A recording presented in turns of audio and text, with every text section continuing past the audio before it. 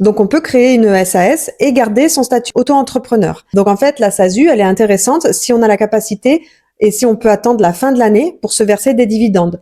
Salut, bienvenue dans le podcast Flow and Cashflow. Aujourd'hui, je réponds à une question qu'on me pose souvent. C'est quel statut choisir? Quand on est auto-entrepreneur, quel est le statut qu'il faut choisir après pour passer en société?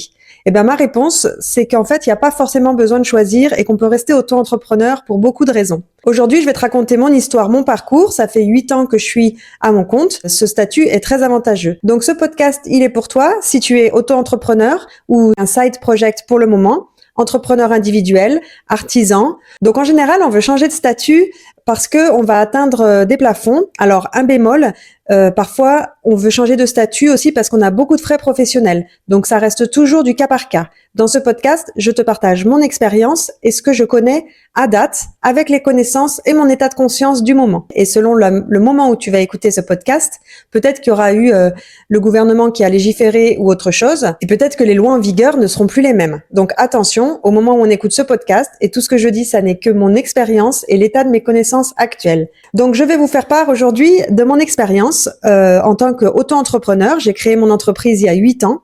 Et en fait, je me suis rendu compte qu'on n'était pas obligé de sortir de ce statut si on voulait une forte croissance. La première chose à savoir, et moi je l'ai expérimenté avec ma société Comido, que j'avais créée en plus du statut d'auto-entrepreneur. Depuis, elle a fermé parce que je n'ai plus de flux à faire transiter par cette entreprise. J'avais créé cette entreprise pour mettre en relation des prestataires de services administratifs, organisationnels, comme moi je faisais, avec des clients.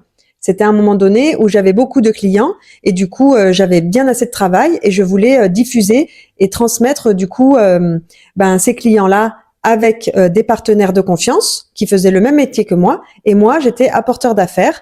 Donc, je les mettais en contact et je percevais la commission. Je facturais directement aux prestataires, ce qui permettait de gérer la facturation pour la personne qui intervenait dans les entreprises et c'était plus facile pour tout le monde. Donc cette entreprise, je l'ai fermée depuis. Néanmoins, ça reste intéressant à mon avis sur le volet de l'expérience parce que du coup, c'était une SASU. Donc moi, je suis solopreneur depuis toujours. Je n'ai pas d'associé.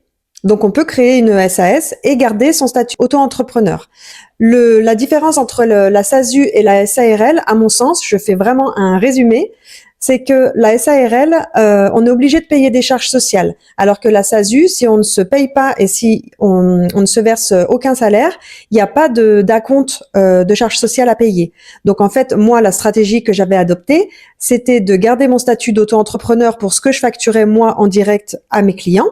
Je n'ai à ce moment-là pas atteint la fin des 70 000 euros et quelques de plafond de chiffre d'affaires, donc je n'ai pas eu à changer de statut. Et du coup, je ne me versais aucun salaire. C'était une entreprise qui était autofinancée. J'ai juste eu à avoir une assurance et puis quelques frais bancaires, mais sinon, à part l'assurance, il n'y avait aucun frais fixe. Parce que c'est moi qui faisais la facturation et il n'y avait aucun frais de marketing ou autre. Et en fait, à la fin de l'année, en fonction du résultat et de la marge qui a été dégagée, soit je réinvestissais tout, soit à ce moment-là, je me verse des dividendes. Donc en fait, la SASU, elle est intéressante si on a la capacité et si on peut attendre la fin de l'année pour se verser des dividendes. Les dividendes, à ce moment-là, ils seront soumis à des charges, évidemment, et à l'impôt sur le revenu.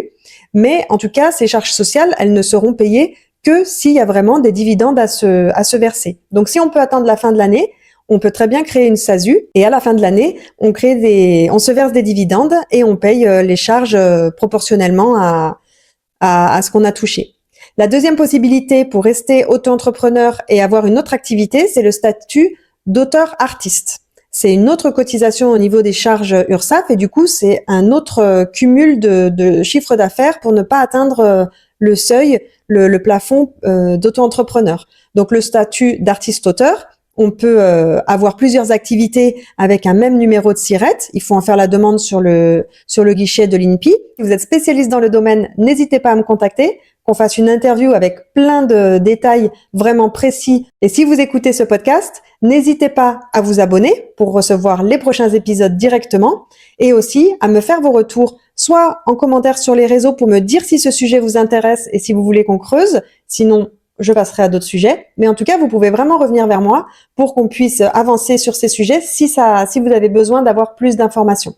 Et aussi, je vous mets dans les ressources le lien pour vous abonner au Shot d'optimisme pour entreprendre. C'est ma newsletter, mais aussi Du coup, ça vous informera des différents épisodes et des différentes ressources que j'envoie après les épisodes. Donc le statut d'artiste-auteur, pour terminer, c'est aussi un volet intéressant. Si vous avez une activité créative qui ne représente pas l'ensemble de votre activité, que vous avez un travail en tant qu'auto-entrepreneur, par exemple, alimentaire, et que du coup, vous avez un side project côté artiste, tatouage, graphiste, etc.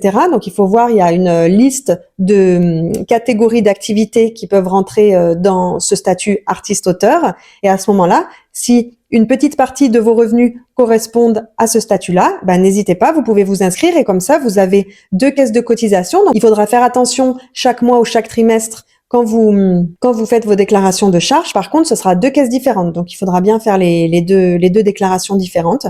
Mais voilà. En tout cas, ce sont 2 astuces pour pouvoir garder le statut d'auto-entrepreneur et cumuler du chiffre d'affaires et donc du revenu. Il y a peut-être d'autres méthodes, mais en tout cas, celle-là, c'est celle que moi j'ai expérimentée et celle que j'ai pratiquée. Dans le prochain épisode, je vous raconterai dans quelle mesure franchir le seuil de TVA dans le statut d'auto-entrepreneur peut être un levier de croissance et non pas une perte sèche. C'était Chloé et je vous dis à bientôt. Si tu as aimé cet épisode, partage-le à quelqu'un qui pourrait en avoir besoin. Tu peux me taguer et laisser un commentaire. J'adore avoir ton feedback. Ça m'aide à grandir et à proposer des épisodes qui te ressemblent. Belle journée!